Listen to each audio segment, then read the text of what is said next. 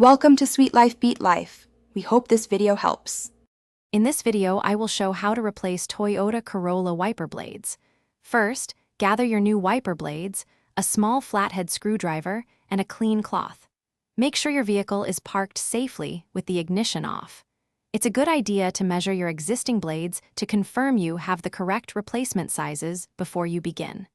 This simple preparation will make the process much smoother. Now, let's remove the old blades.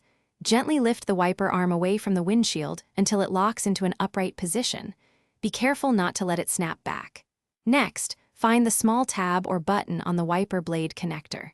Press this tab and slide the old blade straight off the wiper arm hook.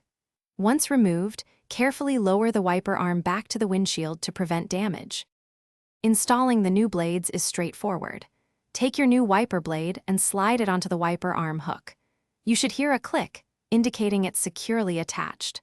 Once the new blade is in place, gently lower the entire wiper arm back onto the windshield. Repeat these steps for the other wiper blade, ensuring both are firmly installed and ready for use. Finally, let's test your new wipers. Turn on your vehicle and activate the wipers to ensure they operate smoothly and clear the windshield without streaking. Observe both blades to confirm they cover their respective areas effectively. For optimal visibility and safety, it's generally recommended to replace your wiper blades every 6 to 12 months, depending on usage and climate conditions. Thanks for watching.